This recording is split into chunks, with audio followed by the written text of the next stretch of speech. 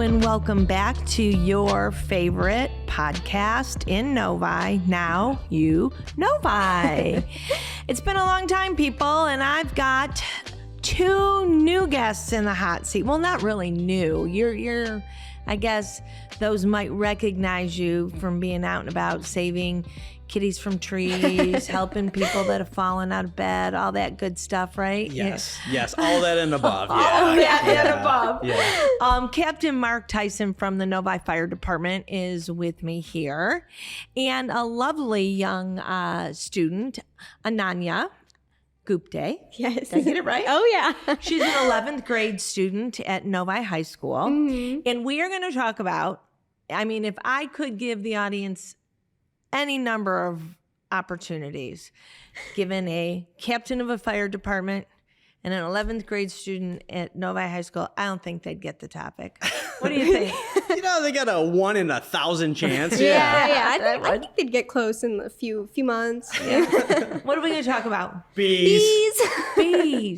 Bees, as in the little flying insects that everyone's afraid of. They're beautiful insects, number one, Mm-hmm. and you shouldn't be afraid of them. Oh, yeah. And that's what we're here to help educate and let the city of Novi know that honeybees are our friends. Oh, yeah. And without honeybees, we wouldn't have anything. You sound like Jerry Seinfeld in the Bee Movie. And the bee movie.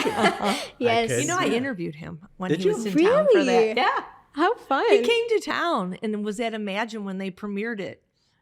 Wow. That's so cool. I know, isn't my that funny? goodness. Yeah. But the way you just said that, the bees, it took me Bees. back. You were like, bees are our friends. And I'm like, I've heard that somewhere else before. It's the Bee Movie. I learned it from Jerry. Okay. Yeah. So bees are our friends. And we're talking about the fluffy, bright yellow, black, not the waspy. Oh, no, not the wasps. No, okay. I'm not a wasp fan. Okay. No. I'm scared of wasps. Me too. Yeah. Me too. Tell us about bees. I think that there is this resurgence of education about the importance of honeybees in our environment. Yeah. Can you guys, I'm going to say you're a bee activist.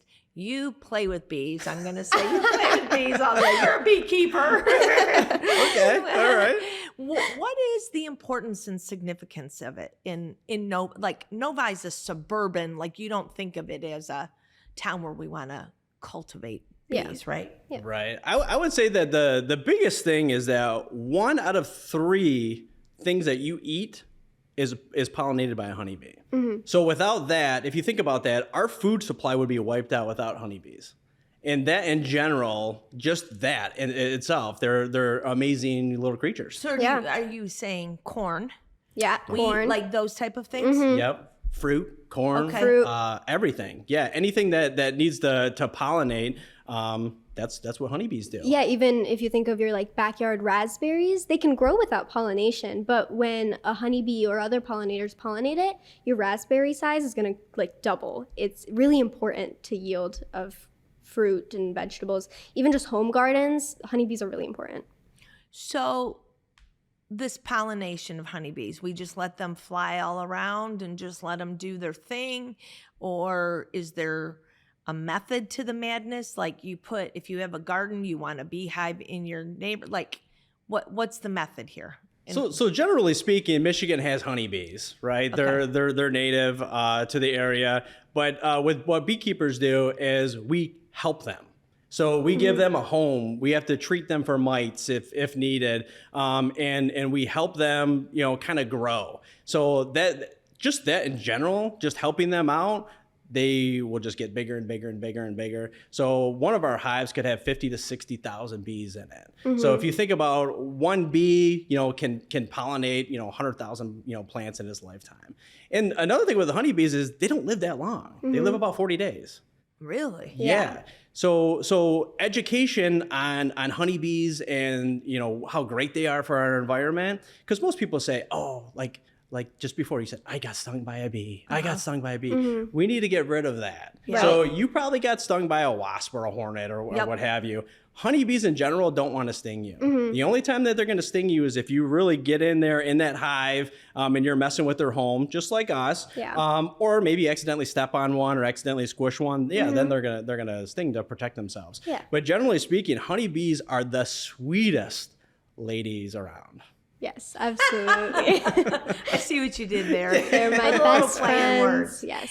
Ananya, how did you get involved in this? I got involved in this the same way most people get involved with their favorite things, accidentally. You know, it was never on purpose. You know, when you're young, I feel like you have an affinity for curious things. You know, you just want to get involved in something that you've never heard about. And when I saw this lady standing and right behind her with her beehive, and the bees weren't doing anything, they were just chilling, they were flying, I was like, I have to know more. I have to learn about this. I have to know why people are able to stand so close to something that previously I thought was so dangerous. But you do a few Google searches and you learn that they are so important and so critical to our environment. And like education is very important on these honeybees. So where did you meet this lady? Was this at an event? Blake's. At where? Blake's cider mill. Oh, okay. Yeah, so that was quite a coincidence, but Okay. you know, let me hear. Okay.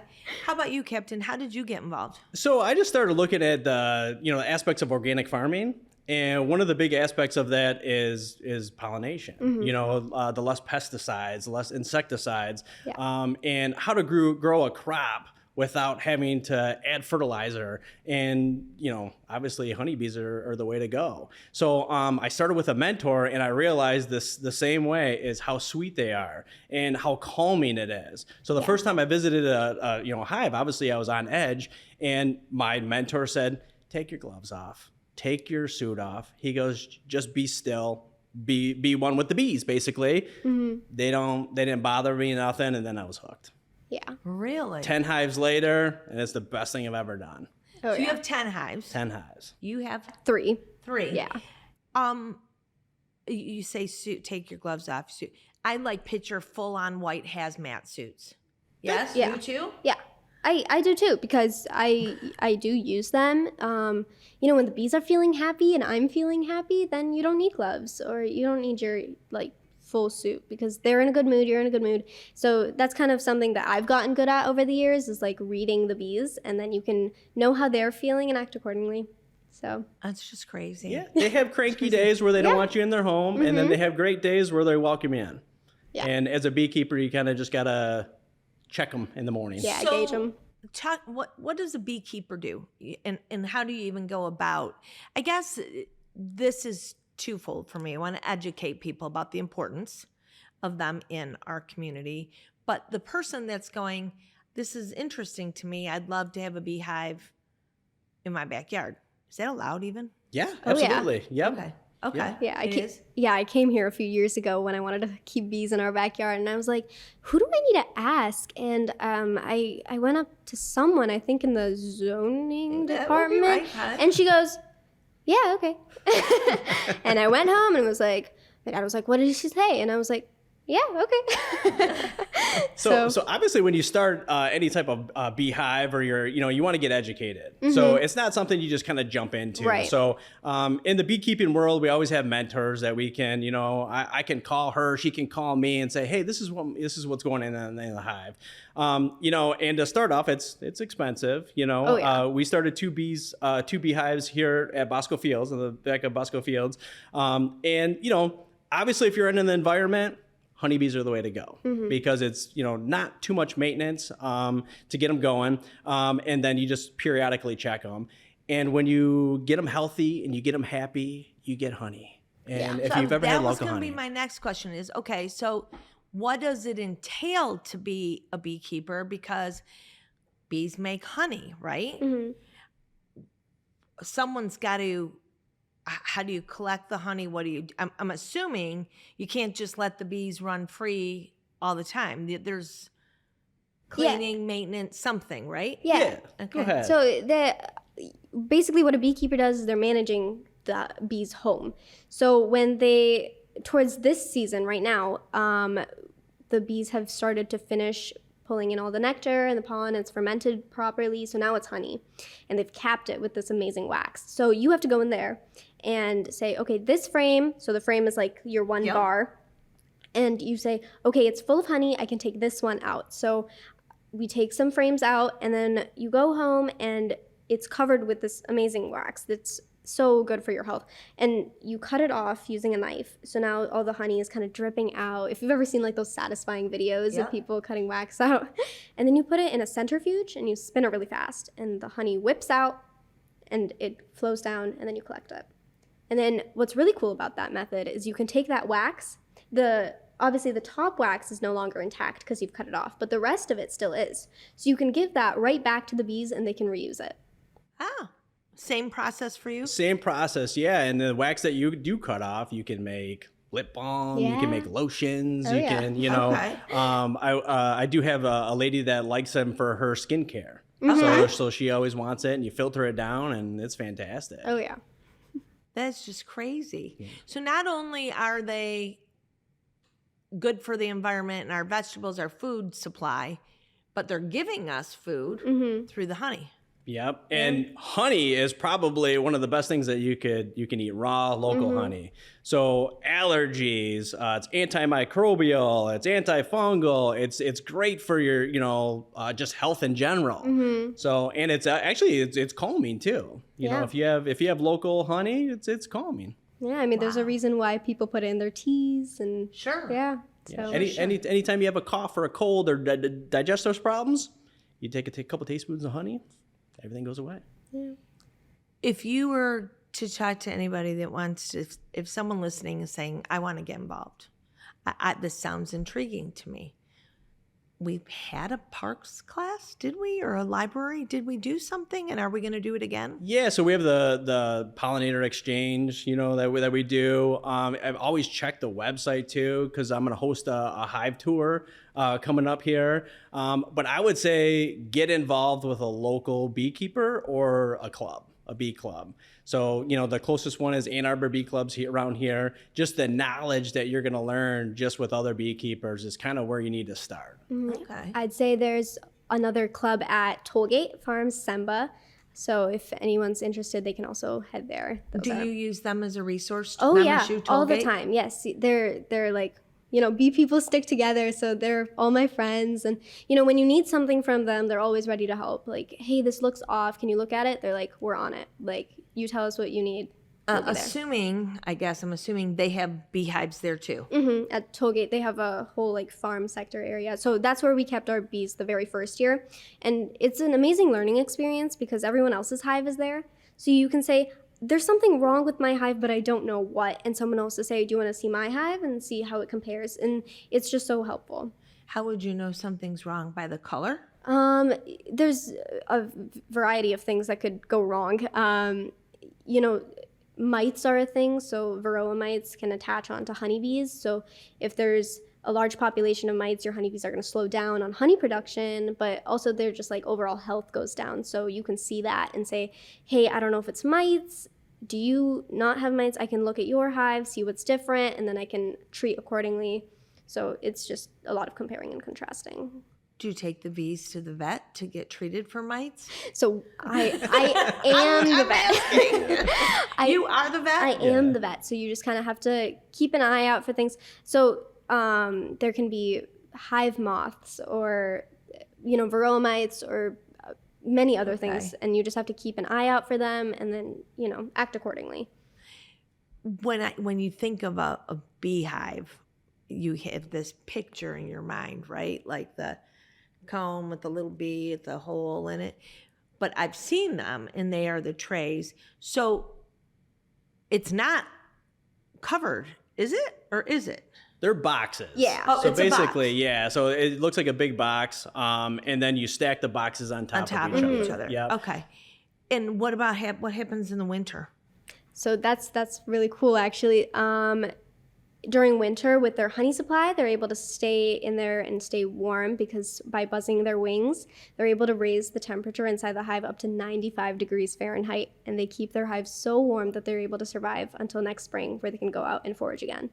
And in the center of all of their cluster is the queen bee because she's the most important to reproducing until spring. So they keep her safe and in the center. And there's, like our Earth, there's an inner core and an outer core, and they all just heat the hive up during the winter. Oh my goodness, that's crazy. Mm-hmm. And so you said they only have a 40-day.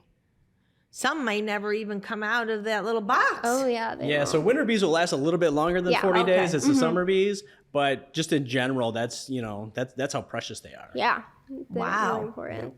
Yeah. So that's why during spring, it's really important for us to play our parts to help not only honeybees, but all of our native bees in Michigan. We have over 450 species of other bees in Michigan. And I love honeybees. Honeybees will always be my favorite, but it's important to notice that there's so many other bees that we have to keep an eye on because, they all need a food source when they're coming out of their hives or their individual homes during the spring. So, maybe not mowing your lawn immediately when spring comes so that they can use pollen and other leaves to use.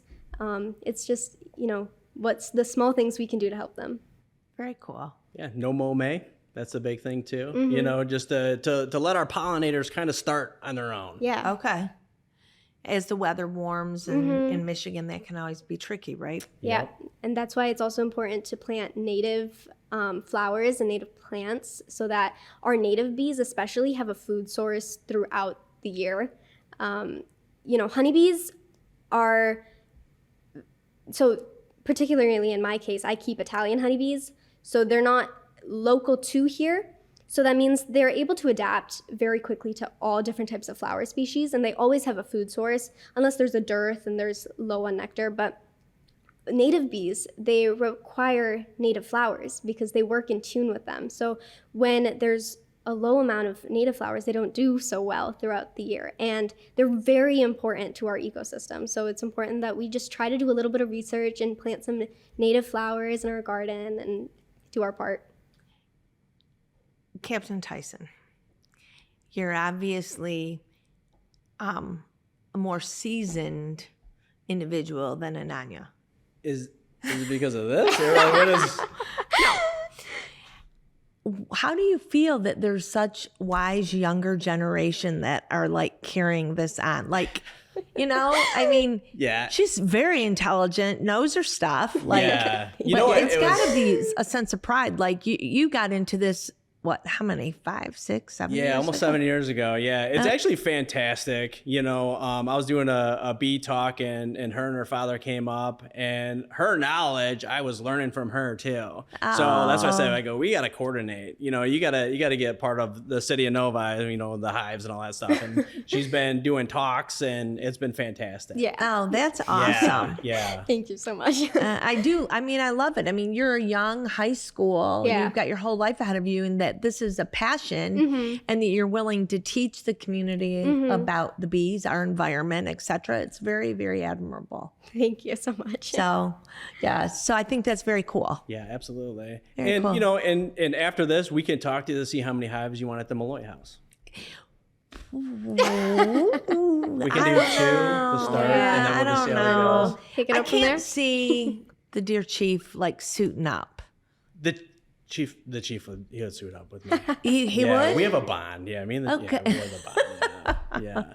But we've had the city manager, we had the assistant city manager, the city clerk all visit our hives, this year. It's fantastic. I'm working on getting the mayor out there. He's a little bit sketchy, but we're gonna get him out there. He's nervous of bees, isn't he? I think he's nervous, but it's such a calming effect when you know that you're not going to get stung and you're with a beekeeper to show you everything. Statistics show that a beekeeper does live longer than a normal person. So if you want to live longer, get bees. Get bees. Yeah. Yeah. Okay. So, when you think of the buzzing of the bees, you might think of like a housefly type buzz. And oh my goodness. Okay. Everyone hates those. But honeybees, they have this exact tune that they hum at, and it is so calming that studies have shown that it is calming. So it's just it's such a fun experience. I'm trying to get all my friends out there. I'm like, come with me. It's fun. I promise. Yeah. I have one more question. So the city has 2 hives out on Bosco Fields, did you say? Yep. What are we doing with are you the one that's caring for those, or are we teaching other staff? And what are we doing with the product? Yeah, so we might not get honey this year because it's the first year, so they're building their comb. This is kind of a pilot program that I've been pushing, and Kate over at the manager's office, she's been helping me out tremendously getting this off the ground. So once we get that going, my goal is almost every city property to have some type of hive. You know, even if it's on the new public safety buildings, having a couple on the roof, you know, and you can do that. I can see some at Villa Bar. Art Park would be a perfect location, everything. Right? And it's all about the education. So when we started this, even when I go out there and do hive inspections at Bosco, I have citizens come and go, hey, what's going on over there? And I bring them up. I say, come on up and look and see what's going on. That's awesome. And it's just the educational portion that honeybees are friendly. They don't want to sting you. It's a very calming situation with the hives. So the more that we can educate, I think the more positive of the city of Novi, because we are a bee city, to promote our pollinators. That's very cool. Yeah, absolutely. Have we updated your business cards yet? Captain Mark Theisen / beekeeper. And my pay, right? I got to get a little something there too. I didn't say that, but thank you so much. Yeah, thank you. course. I think Council Member Gurumithi has chatted with you and just thought that this would be a great discussion, and it has. You've educated me, and I had this much knowledge. None. Zero. None. Thank you both. Anything you want to say parting? I mean, we can all do our part by planting some native flowers at home, laying off the pesticides, unless you really need it, of course. But, you know, just being conscious of your environmental impact so that the pollinators can do their part. Yep. And one thing, if a honeybee does land on you, that's a positive thing because it thinks you're a sweet flower. Oh, there you go. That's all. And there you have it, Novi. Now You Novi. Take care.